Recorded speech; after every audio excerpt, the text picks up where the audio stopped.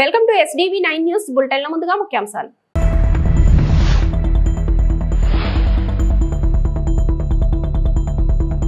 తెలంగాణ రాష్ట్రం దివాలా తీసిందని సీఎం చెప్పడం సిగ్గుచేటన్న బండి సంజయ్.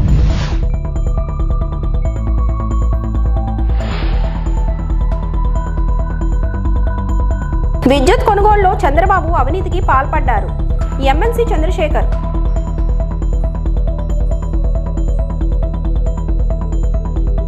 తెలంగాణ రాష్ట్రానికి పెద్దలా భావించే ముఖ్యమంత్రి రాష్ట్రం దివాలా తీసిందనడం సిగ్గుచేటని కేంద్ర మంత్రి బండి సంజయ్ మండిపడ్డారు. ప్రభుత్వ పెద్దగా ప్రజల్లో ధైర్యం నింపాల్సింది పోయి అధైర్యాన్ని నూరుపోస్తూ రాష్ట్ర పరువు తీస్తున్నారని ధ్వజమెత్తారు. నిన్నటి వరకు సీఎం రేవంత్ వ్యాఖ్యలను ఖండించిన సంజయ్ ప్రభుత్వం నడపలేమనే స్థితిలో కాంగ్రెస్ ఉందని ఎద్దేవా చేశారు. రాష్ట్ర ఆర్థిక పరిస్థితి తెలిసే అడ్డగోలు హామీలు ఇచ్చారన్న సంజయ్ ఇప్పుడు 6 గ్యారంటీలను అమలు చేయలేదని చేతులెత్తేశారని విమర్శించారు. కేంద్ర మంత్రులు అపాయింట్మెంట్ ఇవ్వడం లేదండం పచ్చి అబద్ధమన్న సంజయ్ ఎన్నికల్లో హామీలు ఇచ్చిన రాహుల్ గాంధీ, ప్రియాంక గాంధీ ఇప్పుడు సమాధానం చెప్పాలని డిమాండ్ చేశారు. హామీలు అమలు చేయకపోతే కాంగ్రెస్ శాసనసభ్యులను వదిలిపెట్టబోమని హెచ్చరించారు. ఇప్పటికే కాంగ్రెస్ పార్టీ మీద ప్రజల లోపల పూర్తి వ్యతిరేకత ఉన్నది. నిన్న ముఖ్యమంత్రి గారి వ్యాఖ్యలతోని కాంగ్రెస్ పార్టీ కేల్కతం దుకాన్ బంద్. కాంగ్రెస్ పార్టీని ప్రజలు మర్చిపోయి తీసుకొచ్చింది. కుటుంబ పెద్ద ఏం చేస్తారు, అన్ని దిగమింగుకొని ఆ కుటుంబాన్ని ఏదో విధంగా అన్ని రకాలుగా పెంచి పోషించుకునే ప్రయత్నం చేస్తాడు. ఆ కుటుంబ పెద్దని నాతో ఏం కాదన్నప్పుడు కుటుంబ పరిస్థితి ఏంది? వాళ్ళ సాక్షాత్తు రాష్ట్ర ముఖ్యమంత్రి గారు ఇటువంటి సందర్భంలో తనను నమ్ముకొని ఓట్లేసిన ప్రజలకు ధైర్యాన్ని చెప్తాడా? అధైర్యంతో ఉన్నటువంటి వ్యక్తి అధైర్యాన్ని చెప్తాడా అన్న వ్యాఖ్యలు ఇది మంచి పద్ధతి కాదు. ఇది ఇవాళ తెలంగాణ రాష్ట్ర పరువు పోయిన దేశంలో నాతో కాదు, అప్పు ఉడతలేదు, అనా పైసా ఎవరిస్తలేరు, బ్యాంకులో పోతే దొంగ లెక్క చూస్తున్నారు. ఇవన్నీ ఒక ఎత్తు.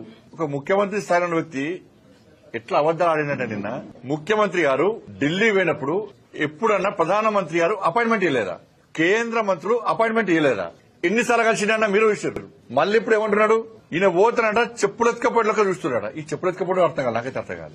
ఇది కాంగ్రెస్ కల్చర్ గా వచ్చింది. లాస్ట్ కు రాష్ట్ర ముఖ్యమంత్రి గారు చేతులు తెచ్చారు, కాంగ్రెస్ పార్టీ ప్రభుత్వం చేతులు తెచ్చింది. మొత్తం ఏం కాదుగా, మేము ప్రభుత్వాన్ని నడపలేని స్థితిలో ఉన్నామని చెప్పి చెప్పగానే చెప్పారు. నిన్న ఇక తెలంగాణ సమాజం ఆలోచించుకోవాలి. పోనీ ఇది తెలియక జరిగిందా అంటే తెలిసి చేశారు. సమాజమే దేవాలయం, ప్రజలే నా దేవుళ్లు అని నినందించి అట్టడుగు బడుగు బలహీన వర్గాల ప్రజల సంక్షేమానికి అనేక పథకాలు అమలు చేసి స్వచ్ఛమైన సమర్థవంతమైన పాలనతో తెలుగు జాతి గౌరవాన్ని ప్రపంచ నలుమూలలా వ్యాప్తి చేసిన మహానుభావుడు ఉమ్మడి ఆంధ్రప్రదేశ్ మాజీ ముఖ్యమంత్రి వర్యులు డాక్టర్ స్వర్గీయ నందమూరి తారక రామారావు అని మంగళవారం మధ్యాహ్నం శాసనసభ సభాపతి చింతకాయల అయ్యన్న పాత్రుడును కలిసి తెలుగు శక్తి అధ్యక్షుడు బివి రామ్ వినతిపత్రం సమర్పించారు. ఎన్టీఆర్ ఆత్మగౌరవం దినోత్సవంపై చంద్రబాబు దృష్టికి తీసుకెళ్లాలని శాసనసభ సభాపతి చింతకాయల అయ్యన్న పాత్రుడును ఈ సందర్భంగా రామ్ కోరారు. ఇప్పటికే గిడుగు వెంకట రామ్మూర్తి, పింగళి వెంకయ్య, అల్లూరి సీతారామరాజు, పొట్టి శ్రీరాములు, గౌతు లచ్చన్న తదితరులకు ప్రభుత్వ కార్యక్రమంగా చేస్తున్నారని బివి రామ్ తెలిపారు. శాసనసభ సభాపతి చింతకాయల అయ్యన్న పాత్రుడు స్పందిస్తూ తప్పకుండా ఈ విషయాన్ని ముఖ్యమంత్రి చంద్రబాబు నాయుడు దృష్టికి తీసుకెళ్తానని హామీ ఇచ్చారు.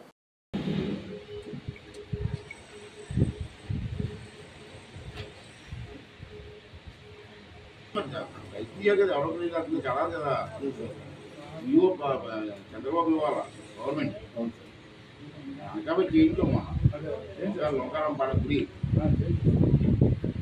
పాడేరు ఒకటి పాడేరు గుడి చేయించాం. మొన్న అనకాపల్లి గుడి చేయించాం. ప్రభుత్వం పండగ, ప్రభుత్వం నాట్యాలు ఇస్తారు. బిల్డప్ చేయాలి.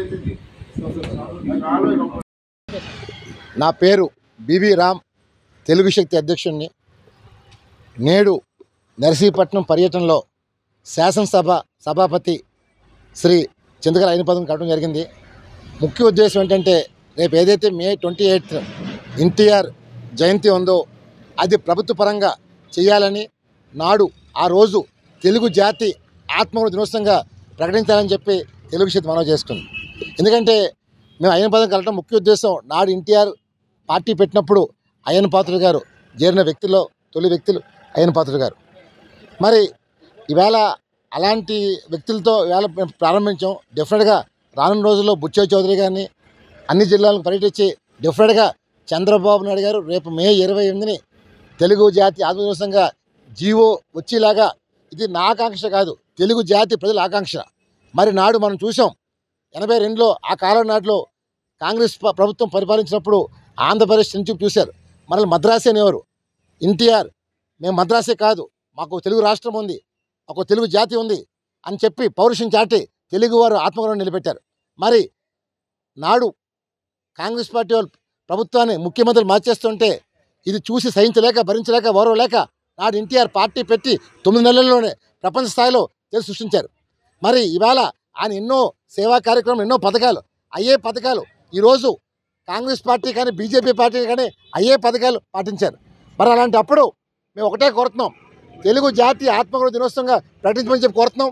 ఎందుకంటే ఇది యావత్తు తెలుగు జాతికి గర్వకారం. ఎన్టీఆర్ అంటే అన్న అని పిలిచిన ఏకైక వ్యక్తి ఈ రాష్ట్రంలో కానీ దేశంలో కానీ ప్రపంచంలో ఎవరు ఉన్నారంటే అది కేవలం ఎన్టీఆర్. మరి అలాంటి వ్యక్తికి చేయటం వల్ల నిజంగా తెలుగు జాతి కాదు యావత్ ప్రపంచం హర్షిస్తుంది. మరి నాడు స్వతంత్రం రావాలని, స్వార్థం నశించాలని ఎంతో మంది మహనీయులు పోరాడారు. కానీ తెలుగు వారు ఆత్మగౌరవం కోసం పోరాడే ఏకైక వ్యక్తి ఇవాళ ఎన్టీఆర్. మరి ఇవాళ ఎన్టీఆర్ మీద ఏ పార్టీ కూడా, అటు వైకాపా కానీ, బీజేపీ కానీ, జనసేన కానీ, కమ్యూనిస్టు పార్టీ కానీ ఎవరు కూడా అభ్యంతరం చెప్పరు.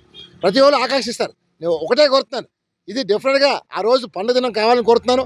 సో డెఫినెట్గా అయ్యన్ పాత్రుడు కూడా స్పందించారు. వెంటనే సార్ కూడా ఫోన్ చేసి డెఫినెట్గా లెటర్ తయారు చెప్పారు.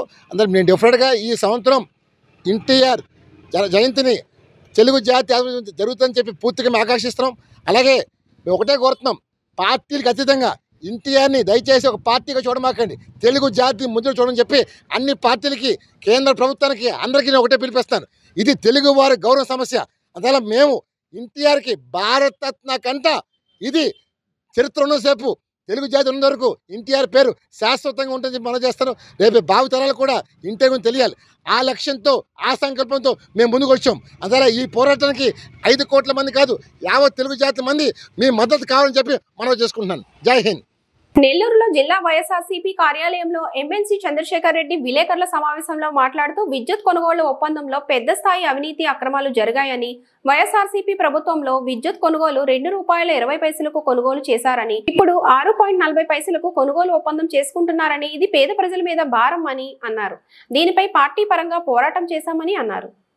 సెంట్రల్ గవర్నమెంట్కి సంబంధించిన సెకీతో ఒప్పందం చేసుకుంటే తెలుగుదేశం ప్రభుత్వం అదేదో 1,00,000 కోట్ల కుంభకోణం అని ₹2.49 యూనిట్ని కొంటారా, అంత అవసరమా, దీంట్లో పెద్ద ఎత్తున స్కామ్ జరిగిందని చెప్పి ఆ రోజు చంద్రబాబు నాయుడు గారు ఎలక్షన్స్కి ముందు ఏ విధంగా మాట్లాడినారో మీకు అందరికీ కూడా గమనించి ఉంటారు. అదే ఈ రోజుకి ₹4.60 లెక్కన 4 రోజుల క్రితం మే 2వ తారీఖున ఒక ఒప్పందం చేసుకున్నారు. ఎవరు? ఆంధ్రప్రదేశ్ ఎలక్ట్రిసిటీ రెగ్యులేటరీ కమిషన్ వాళ్ళు ఈ యాక్సెస్ రెన్యూవబుల్ ఎనర్జీ అనే వాళ్ళతో ₹4.60 లెక్కన యూనిట్ని కొనుక్కుంటామని 25 ఇయర్స్కి వీళ్ళు అగ్రిమెంట్ చేసుకోవడం కూడా జరిగింది. ఆ అగ్రిమెంట్కి సంబంధించిన కాపీని కూడా మీకు చూపిస్తా ఉన్నాను. దీనికి సంబంధించి దీని ప్రకారం కనుక లెక్కేసుకుంటే సుమారుగా ఇప్పుడు మనం ఏదైతే ₹2.49 లెక్కన అగ్రిమెంట్ చేసుకున్నామో, ఈరోజు ఈ ₹4.60 లెక్కన కనుక మనం కనుక ఈ పవర్ను కనుక కొనగలిగితే, కొంటా కనుక వెళ్తే 11,000 కోట్ల రూపాయలు అదనంగా మన మీద భారం పడేదానికి అవకాశం ఉంటుంది. ఇంత హడావిడిగా ఈరోజు పవర్ చీప్గా దొరికే పరిస్థితుల్లో ఇంత హడావిడిగా ₹4.60 లెక్కన ఈ పవర్ని తీసుకోవడానికి 25 ఇయర్స్ అగ్రిమెంట్ తీసుకోవడం, అది కూడా ఒక ప్రైవేట్ ఏజెన్సీ వాళ్ళ దగ్గర నుంచి తీసుకోవడం అన్నది ఈరోజు పెద్ద వివాదాస్పదం అవుతుంది. వీటన్నింటినీ కూడా మనం మాట్లాడకుండా ఉండడానికి ఈ వైఎస్ఆర్సీపీ కార్యకర్తలు, నాయకులు వీళ్ళందరి మీద కూడా కేసులు పెట్టి వారందరినీ కూడా నిర్బంధించడానికి ప్రయత్నిస్తూ ఉన్నారు. సో ఇప్పుడు దీనికి సంబంధించినటువంటి వివరాల్లోకి వెళ్తే, ఎలక్షన్స్కు ముందు టీడీపీ వాళ్ళు ఏం చెప్పారు? కరెంటు ఛార్జీలు విపరీతంగా పెరుగుతూ ఉన్నాయి, మేము ప్రభుత్వంలోకి వచ్చిన తర్వాత ఎలాంటి పరిస్థితుల్లో పవర్ ఛార్జెస్ పెంచము అని చెప్తూ అవసరమైతే ఆ ఛార్జెస్ని తగ్గిస్తామని కూడా అందరికీ కూడా హామీ ఇచ్చింది. పాపం పేదవాళ్ళంతా కూడా ఎంతో ఆశపడ్డారు.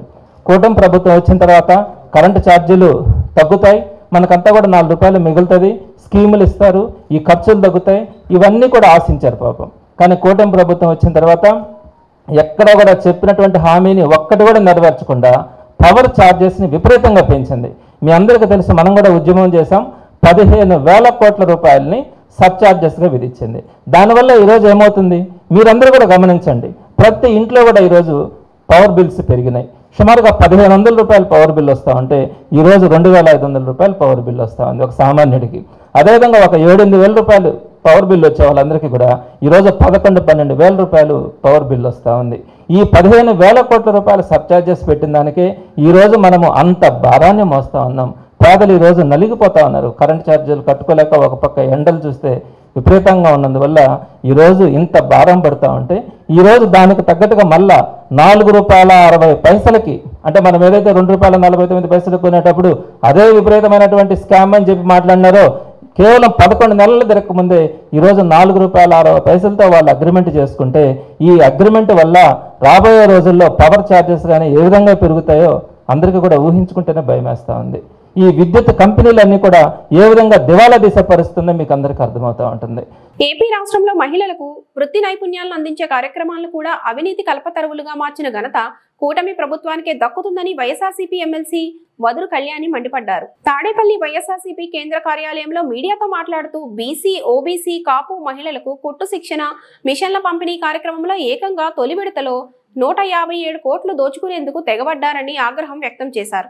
ప్రభుత్వ రంగ శిక్షణ సంస్థలను కాదని కూటమి నేతలు తమకు అనుకూలమైన వ్యక్తులకు నిబంధనలకు విరుద్ధంగా టెండర్లను కట్టబెట్టారని ఆరోపించారు. ఎన్నికల హామీలను అమలు చేయకుండా మహిళలను దగా చేస్తున్న కూటమి ప్రభుత్వం ఇప్పుడు వారి కోసం కేటాయించిన సొమ్మును సైతం కాజేస్తుందని ధ్వజమెత్తారు.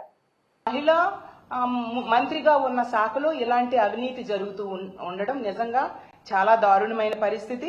అసలు మొదటేమో 1,00,000 మంది మహిళలకి కుట్టు మిషన్స్ ఇస్తామని చెప్పారు. ఇందులో 50 రోజుల్లో 157 కోట్ల స్కామ్ కి వీళ్ళు తెరలేపారు అనమాట. అసలు 2 రోజులుగా ఈ స్కామ్ గురించి రాష్ట్రంలో ఉన్న మహిళలందరూ కూడా గగ్గోలు పెడుతూ ఉన్నారు. క్లియర్ గా ఈ స్కామ్ అనేది అర్థమైపోతూ ఉండే పరిస్థితి. కానీ ఈ రాష్ట్ర ప్రభుత్వంలో పెద్దలు ఎవరు కూడా కనీసం నోరు మెదపట్లేదంటే ఇందులో ఎవరెవరి పాత్ర ఉందో మనం అర్థం చేసుకోవచ్చు. అసలు ఈ స్కీమ్ అనేది మహిళా దినోత్సవం రోజు ముఖ్యమంత్రి గారు లాంచ్ చేయడం జరిగింది. ఈ కుట్టు మిషన్స్ ట్రైనింగ్ ప్రోగ్రామ్ అనేది అది ఎంత భారీగా మహిళా దినోత్సవం రోజు లాంచ్ చేసిన ఈ స్కీమ్ లో ఇంత భారీ స్కెచ్ వేసి ఇంత స్కామ్ కి తెరలేపడం నిజంగా చాలా దురదృష్టకరం. గతంలో జగనన్న పాలనలో తీసుకుంటే మనం చూసాం, ఈ బీసీ మహిళల కోసం ఆసరా ఇచ్చేవారు, చేయూత ఇచ్చేవారు, అలాగే 0 వడ్డీ, అమ్మఒడి పథకం అమలయ్యేది. అలాగే మహిళల కోసం ఇళ్ల పట్టాలు ఇచ్చేవారు, ఇల్లు నిర్మాణం చేసి ఇచ్చారు. అలాగే తీసుకుంటే పెళ్లి కానుక, ఫీజు రియంబర్స్మెంట్ ఇన్ని బీసీ మహిళలకు ఇచ్చేవారు. అవన్నీ కూడా ఈ కూటమి ప్రభుత్వం అధికారంలోకి వచ్చాక ఎత్తేయడం జరిగింది.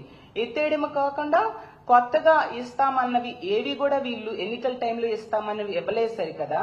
ఈ మహిళల ట్రైనింగ్, కుట్టు మిషన్ల ట్రైనింగ్ లో ఎంత స్కామ్ చేయడం అంటే నిజంగా వీళ్ళు ఎంత మహిళా వ్యతిరేక ప్రభుత్వమో మనం అర్థం చేసుకోవచ్చు. అలాగే అప్పుడు గతంలో జగనన్న ప్రభుత్వంలో ఈ ఈబీసీ నేస్తమని ఎకనామికల్లీ బ్యాక్వర్డ్ క్లాసెస్ కోసం ఒక పథకం పెట్టి వాళ్ళకి ఆర్థికంగా తోడ్పాటును అందించి వాళ్ళకి స్వయం ఉపాధి అవకాశాలను ఆ రోజు జగన్మోహన్ రెడ్డి గారు కల్పించడం జరిగింది. ఈ రోజు తీసుకుంటే ఆ పథకాన్ని ఎత్తేసారు సరికదా. ఆ మహిళలకి ఇచ్చే ఈ కుట్టు మిషన్స్ అలాగే ట్రైనింగ్ ప్రోగ్రామ్ లో ఇంత భారీ స్కామ్ కి తెరలోపడం అంటే నిజంగా ఎంత మోసం చేయడం మహిళలకి మనం అర్థం చేసుకోవచ్చు. అలాగే తీసుకుంటే గతంలో జగన్మోహన్ రెడ్డి గారి ప్రభుత్వంలో కాపు నేస్తామని చెప్పి కాపు మహిళల కోసం ఆ పథకాన్ని అమలు చేసి వాళ్ళకి ఎంతగానో తోడ్పాటును అందించడం జరిగింది. మరి ఈ కూటమి ప్రభుత్వం అధికారంలోకి వచ్చింది కదా, చంద్రబాబు నాయుడు గారైనా పవన్ కళ్యాణ్ గారు గాని ఈ కాపు మహిళల కోసం ఒక ఉపాధి అవకాశాన్నైనా లేక ఒక పథకాన్నైనా ఇచ్చారా నేను అడుగుతూ ఉన్నాను.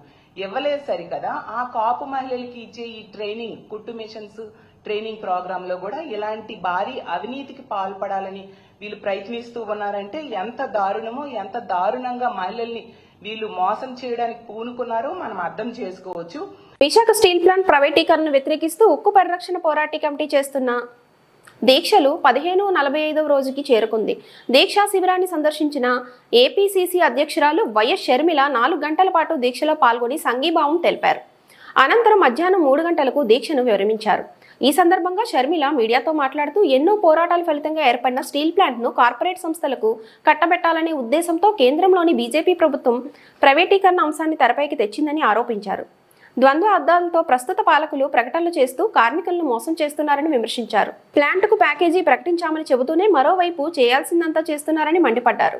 గత 6 నెలల కాలంలో పెద్ద సంఖ్యలో కాంట్రాక్టు కార్మికులను తొలగించారని, బీఆర్ఎస్ పేరుతో చాలా మందిని ఇంటికి పంపుతున్నారని ఆరోపించారు. ప్లాంట్ను కాపాడి తీరుతానని ఎన్నికల ముందు హామీ ఇచ్చిన చంద్రబాబు ఇప్పుడెందుకు మాట తప్పారని ప్రశ్నించారు.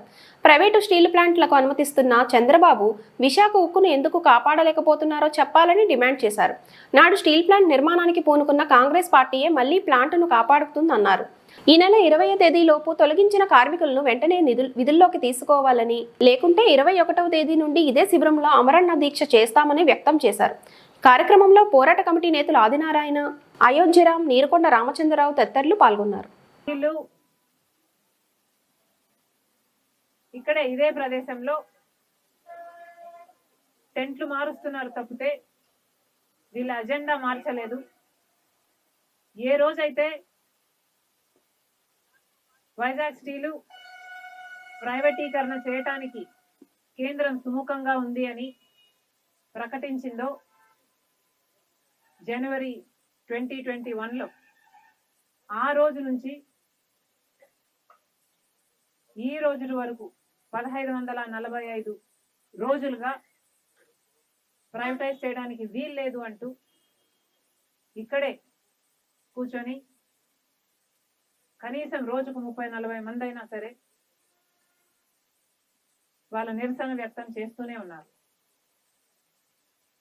ఇన్ని రోజులుగా 1545 రోజులుగా ఒకటే దీక్ష. ఎన్ని అడ్డంకులు వచ్చినా బెదరకుండా, కేసులు పెట్టినా లొంగకుండా ఒకటే ఫోకస్ తో ఇన్ని రోజులుగా చేస్తున్నారు అంటే ఎంత బలంగా, ఎంత దృఢ నిశ్చయంతో వీళ్ళు చేస్తున్నారో పాలకులకి అర్థం కావాల్సిన అవసరం ఉంది. 2014లో మన రాష్ట్రం ఏర్పడితే అప్పటి నుంచి అధికారంలో ఉన్నది బీజేపీ ప్రభుత్వం, మోడీ గారు. అదేమిటో కానీ 2014 వరకు బ్రహ్మాండంగా నడిచిన విశాఖపట్నం స్టీలు కాంగ్రెస్ పార్టీ అధికారంలోంచి దిగిపోయిన వెంటనే, బీజేపీ పార్టీ అధికారంలోకి వచ్చిన వెంటనే విశాఖ స్టీలుకు కష్టాలు మొదలైంది. కారణం వెతకాల్సిన అవసరం లేదు. కారణం చాలా సింపుల్. మోడీ ప్రభుత్వం అదానీ లాంటి వాళ్ళకు మేలు చేయాలి, దేశంలో ఉన్న ఎంతో మంది కాంగ్రెస్ ప్రధానమంత్రులు స్థాపించిన పబ్లిక్ సెక్టర్ యూనిట్స్ ని ప్రైవేటైజ్ చేయాలి, దాని ద్వారా బీజేపీకి సంబంధించిన అదానీ లాంటి వాళ్ళకి మేలు చేయాలి. ఈ ఒక్క కారణం చేత అప్పటి వరకు బ్రహ్మాండంగా నడిచింది విశాఖ స్టీలు. అప్పటి నుంచే కష్టాలు మొదలైంది. అన్నిటికీ బరి తెగించి బీజేపీ, మోడీ ప్రభుత్వం నిస్సిగ్గుగా ఇంత మెగ్నిఫిసెంట్ ప్రాజెక్ట్ విశాఖ స్టీల్ అన్నది ఆంధ్ర రాష్ట్రానికే తలమానికం, ఆంధ్రుల గర్వకారణం. ఎంతో మంది త్యాగాల వల్ల కాంగ్రెస్ పార్టీ స్థాపించిన ఈ పబ్లిక్ సెక్టర్ యూనిట్ ని బీజేపీ నిస్సిగ్గుగా ప్రైవేటైజ్ చేస్తామని జనవరి 2021న ప్రకటించడం జరిగింది. రాష్ట్రంలో ఎస్సీ వర్గీకరణలో ముఖ్యమంత్రి రేవంత్ రెడ్డి వల్లనే మాదిగలకు న్యాయం జరిగింది. ఆంధ్రాలో ఎస్సీ వర్గీకరణలో చంద్రబాబు నాయుడు వల్ల మాదిగలకు అన్యాయం జరుగుతుందని, మొదటి నుండి 7% అడిగితే మాదిగలకు 9% రిజర్వేషన్ ఇచ్చి రోస్టర్లో 9.75 చేయడం జరిగిందని, ఆంధ్రప్రదేశ్లో మాదిగలకు రోస్టర్లో జరిగిన అన్యాయాన్ని చంద్రబాబు నాయుడు సరిచేయాలని, ఎస్సీ వర్గీకరణ తెలంగాణ రాష్ట్రంలో అమలు పరుస్తున్నందుకు తెలంగాణ రాష్ట్ర వ్యాప్తంగా 119 నియోజకవర్గాలలో విజయోత్సవాలలో భాగంగా హైదరాబాద్ బషీర్బాగ్ వద్ద ఉన్న బాబు జగజ్జీవన్ రావు విగ్రహం వద్ద మిఠాయిలు పంపిణీ చేశారు. ఈ కార్యక్రమానికి ముఖ్య అతిథిగా తెలంగాణ రాష్ట్రం తొలి మాజీ SP corporation chairman Pidamarthi Ravi, MRPS రాష్ట్ర కన్వీనర్ డాక్టర్ మీసాల మల్లేష్, దళిత బహుజన సమితి అధ్యక్షులు Bommaraju Stalin, Jeripothula Sai, BSF convener Borelli Suresh, Madiga youth అధ్యక్షులు నక్కా మహేష్, కోటి గణేష్, కవాడిగూడ శేఖర్, శివకుమార్లు పాల్గొన్నారు. ఎస్సీ వర్గీకరణ చేసినటువంటి ముఖ్యమంత్రి గారికి ధన్యవాదాలు తెలియజేస్తా ఉన్నా. అదేవిధంగా మాదిగలకు 10% కూడా రిజర్వేషన్ వచ్చినందుకు ధన్యవాదాలు తెలియజేస్తున్నా. ఆంధ్రలో చంద్రబాబు నాయుడు గారి వల్ల మాదిగలకు అన్యాయం జరిగింది. తెలంగాణ రాష్ట్రంలో రేవంత్ రెడ్డి గారి వల్ల ఆంధ్రలో చంద్రబాబు నాయుడు గారి వల్ల మాదిగలకు అన్యాయం జరిగింది. తెలంగాణ రాష్ట్రంలో రేవంత్ రెడ్డి గారి వల్ల మాదిగలకు న్యాయం జరిగింది. మాదిగలకు మరి 10% రిజర్వేషన్ని రేవంత్ రెడ్డి గారు ఇస్తే అక్కడ చంద్రబాబు నాయుడు గారు ముందుగా 6.5 మాదిగలకు 7.5 మాలలకు అని చెప్పారు. కానీ రోస్టర్కి వచ్చేసరికి మాదిగలకు 6% వచ్చింది, మాలలకు 8% వచ్చింది. ఈ ఉన్నటువంటి వ్యత్యాసాన్ని సరిచేయాల్సిందిగా నేను రేవంత్ రెడ్డి గారి ముఖ్యమంత్రి చంద్రబాబు నాయుడు గారు విజ్ఞప్తి చేస్తా ఉన్నా. ఎందుకంటే మీరు అన్న ప్రకారం 6.5 అయితే 7 కావాలి, 7.5 అయినప్పుడు మరి 6.5 కూడా 7 కావాలని నేను కోరుతా ఉన్నా. అదేవిధంగా ఈ 2 కులాలన్నీ మధ్య అసమానతను తొలగించాల్సిందిగా కోరుతా ఉన్నా. మా ముఖ్యమంత్రి గారు రేవంత్ రెడ్డి గారు చూసి నేర్చుకొని చంద్రబాబు నాయుడు గారు ఇవాళ మేము 7% అడిగితే 9% ఇచ్చి దాన్ని రోస్టర్లో 10% చేసిండు. కానీ మీరు 6.5% ఇచ్చి రోస్టర్లో మాకు 6% రిజర్వేషన్ చేసిండు. అందుకోసమనే నేను చెప్తా ఉన్నా, చంద్రబాబు నాయుడు గారి వల్ల ఆంధ్రలో మాదిగలకు అన్యాయం జరిగింది. తెలంగాణ రాష్ట్రంలో మాదిగలకు రేవంత్ రెడ్డి గారి వల్ల అన్యాయం జరిగింది. దానిలో భాగంగానే 100 నియోజకవర్గాల్లో సీట్ల పంపిణీ కార్యక్రమం చేసుకున్నాం. ఈరోజు ఇక్కడ హైదరాబాద్ పట్టణంలో ఈ సీట్ల పంపిణీ 100 నియోజకవర్గాల తర్వాత ముగింపు సభని మన రేవంత్ రెడ్డి గారి నాయకత్వంలో రాహుల్ గాంధీ గారు ముఖ్య అతిథిగా వచ్చే పీరియడ్ గ్రౌండ్లో పెద్ద ఎత్తున మాదిగల విజయ సభ జరుపుకుంటామని కూడా ఈ సందర్భంగా తెలియజేస్తాను. అనకాపల్లి జిల్లా పరవాడ మండలం పరవాడలో భారీ అగ్ని ప్రమాదం. విద్యుత్ హెచ్డీ లైన్ కరెంటు తీగ తెగి పడిపోవడంతో అగ్ని ప్రమాదం. హెచ్డీ లైన్ కింద స్క్రాప్ షాప్ స్టాక్ ఉండడంతో భారీ మంటలు. ఫార్మా కంపెనీలకు ఆనుకొని ఉన్న స్క్రాప్ షాప్ లో భారీగా చెలరేగుతున్న మంటలను అదుపు చేస్తున్న అగ్నిమాపక సిబ్బంది. అనకాపల్లి నుండి జవహర్ లాల్ నెహ్రూ ఫార్మాసిటీ నుండి వచ్చిన ఫైర్ ఇంజన్లు.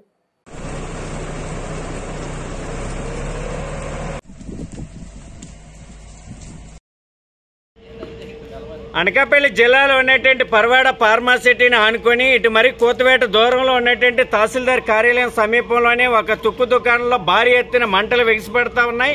మంటలు ఎగిసిపడడానికి కారణం హైటెన్షన్ వైర్ ఒకసారిగా కుప్పకొల్లడం వల్ల ఆ వైర్ వల్ల వచ్చినటువంటి మంటల వల్ల ఈ ప్రమాదం జరిగినట్లుగా ప్రాథమికంగా ఒక అంచనా వేస్తా ఉన్నారు.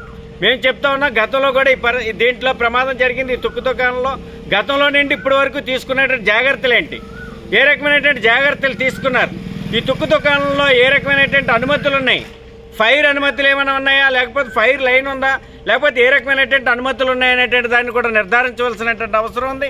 Fire and police and revenue డిపార్ట్మెంట్లు దీని మీద విచారణ చేసి సమగ్రమైనటువంటి దర్యాప్తు చేసి చర్యలు తీసుకోవాల్సినటువంటి అవసరం ఉంది. ఆ రకమైనటువంటి చర్యలు తీసుకోకపోవడం వల్ల పుట్టగొడుగుల్లా పుట్టుకొస్తున్నటువంటి ఈ తుక్కు దుకాణాల వలన భారీ ఎత్తున వాయు కాలుష్యం వెదజల్లబడి ప్రజల ఆరోగ్యాలు చెలగాటమాడబడతా ఉన్నాయి. ప్రజల ఆరోగ్యాలతో ఈ రకంగా తుక్కు దుకాణ యజమానులు చెలగాటమాడుతూ ఉన్నారు. మరోవైపు అధికార యంత్రాంగం పట్టనట్లు వ్యవహరిస్తూ ఉన్నది. ఏ డిపార్ట్మెంట్ దీనికి అనుమతి ఇచ్చారు, ఏ డిపార్ట్మెంట్ దీని మీద చర్యలు తీసుకోవాలో కూడా తెలియలేనటువంటి పరిస్థితుల్లో, అయోమయ పరిస్థితుల్లో జిల్లా అధికార యంత్రాంగం ఉందని భావిస్తున్నాం. అందుకని తుక్కు దుకాణాలకి ట్రేడ్ లైసెన్స్ ఉందా లేదా, ఏ రకమైనటువంటి అనుమతి ఉంది, ఇది ఇక్కడికి వ్యర్థ రసాయనాలకు చెందినటువంటి డ్రమ్ములు తీసుకురావచ్చా లేదా, ఏ రకమైనటువంటి మెటీరియల్ తీసుకురావచ్చు, ఎందుకు ఈ ప్రమాదాలు జరుగుతున్నాయి, ఈ ప్రమాదాలకు గల కారణాలేంటి, ఈ అన్నిటి మీద విశ్లేషణ చేసి ప్రజల ప్రాణభయం నుండి కాపాడవలసినటువంటి అవసరం ఉంది. ప్రజల ఆరోగ్యాలు కాపాడవలసినటువంటి అవసరం ఉంది. ఇట్లాంటి తుక్కు దుకాణాలు యజమానులు ఏ రకమైన జాగ్రత్తలు తీసుకోవాలో జిల్లా అధికార యంత్రాంగం ఇప్పటికైనా గైడ్ చేయవలసినటువంటి అవసరం ఉంది. అందుకని దీని మీద సమగ్రమైన దర్యాప్తు చేసి చర్యలు చేపట్టాలని సిఐటి అనకాపల్లి జిల్లా కమిటీ డిమాండ్ చేస్తాం. తూర్పుగోదావరి జిల్లా కోరుకొండ మండలం బీసీల పేరిట 167 కోట్లు స్కామ్ జరిగిన కూటమి ఎందుకు నోరు విప్పలేదు? కుటుంబిషన్ల పేరుతో బీసీలకు మోసం చేసి 167 కోట్లు స్కామ్ చేసిన కూటమి ప్రభుత్వం ఇంతవరకు ఎందుకు పట్టించుకోలేదని మీడియా సమావేశంలో వైఎస్ఆర్ కాంగ్రెస్ పార్టీ బీసీసీఎల్ అధ్యక్షులు కొండపల్లి దుర్గారావు వెల్లడించారు. కూటమి ప్రభుత్వంలో సూపర్ 6 పథకాలతో ప్రజలను మోసం చేసిన ఈ ప్రభుత్వం బీసీల పేరిట 167 కోట్ల రూపాయల స్కామ్ కు పాల్పడిందని చెప్పారు.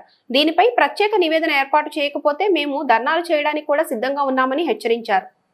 ఈ సందర్భంగా దుర్గారావు మాట్లాడుతూ బీసీలకు ప్రత్యేక స్థానం కల్పిస్తామన్న నారా లోకేష్ బీసీలకు అన్యాయం జరుగుతుంటే చూస్తూ ఎందుకు ఊరుకున్నారని ప్రశ్నించారు. బీసీల పేరుతో 245 కోట్ల రూపాయలతో టెండర్ వేయడం జరిగింది. నిజంగా చూసుకుంటే రాష్ట్ర వ్యాప్తంగా మహిళలు చూస్తే 1,00,000 మంది లబ్ధిదారులు ఈ యొక్క స్కీముకు సంబంధించి ఉన్నారు. వీళ్ళు చూస్తే ఒక్కొక్క మనిషికి వచ్చి 3,000 రూపాయలు ఎవరైతే కాంట్రాక్ట్ తీసుకున్నటువంటి వాళ్ళకి 3,000 రూపాయలు ఒక్క మనిషికి 50 రోజులు ఏదైతే ట్రైనింగ్ కార్యక్రమం ఉందో దానికి ముట్ట చెప్పే కార్యక్రమం ఉంది. అదేవిధంగా ఒక్క మనిషికి మిషన్ కొనాలంటే 4,300 రూపాయలు, టోటల్ చూస్తే 7,300 రూపాయలు ఇంటూ 1,00,000 మంది చూస్తే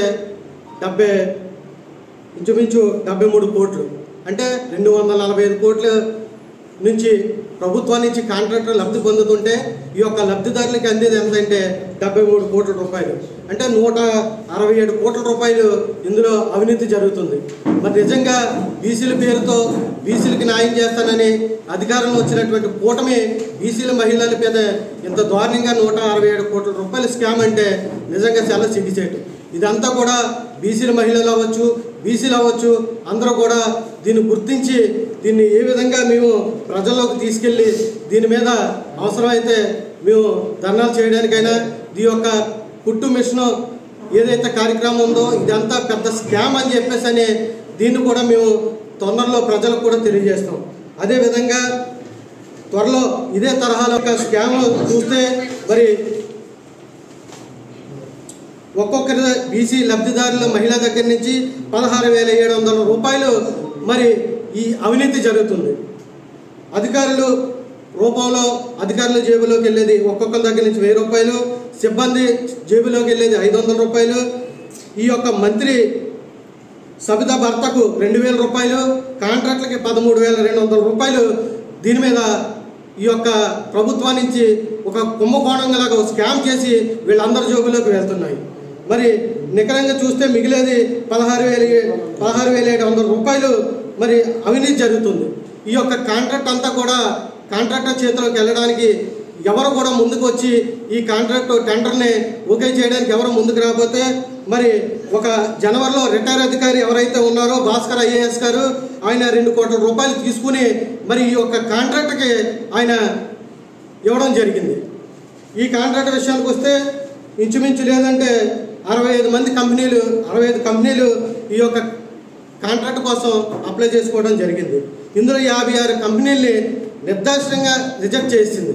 ఇంకా మిగిలిన 9 కంపెనీల్లో 6 మంది ఫైనాన్స్ బిట్ ఓపెన్ చేయకముందే డిస్క్వాలిఫై చేశారు. పల్నాడు జిల్లా కల్తీమయం, మందుల నుండి సబ్బుల వరకు నకిలీ సామ్రాజ్యం విస్తరిస్తోంది. పల్నాడు జిల్లా ఎడ్లపాడు మండలం వంకాయలపాడులో వెలుగులోకి వచ్చిన నకిలీ సబ్బుల తయారీ కేంద్రం. యూపీ, బీహార్ నుండి వచ్చి మరీ స్థానికంగా నివాసం ఏర్పాటు చేసుకుని మరీ ఇలాంటి అసాంఘిక కార్యక్రమాలకు పాల్పడుతున్నారు. ప్రజల ఇబ్బందులు, దుర్వాసనతో తీవ్ర ఇబ్బందులు పడుతున్న స్థానికులు వారి గోడు వినేనాథుడే లేడు. అధికారుల నిర్లక్ష్యం, అధికార యంత్రాంగం నిమ్మకు నీరెత్తినట్లు వ్యవహరిస్తోంది. ప్రజల ఆరోగ్యం పట్ల వారి నిర్లక్ష్యం స్పష్టంగా కనిపిస్తోంది. కార్పొరేటర్లు మరియు స్థానిక పోలీసులకు ఈ విషయం తెలిసినా ఎందుకు చర్యలు తీసుకోవడం లేదు? ఇది $1 మిలియన్ ప్రశ్న. పల్నాడు జిల్లాలో జరుగుతున్న ఈ కల్తీ దందా ఎప్పటికీ అంతమవుతుందో వేచి చూడాలి. బాధ్యులపై చర్యలు తీసుకుంటారా లేదా అనేది చూడాలి.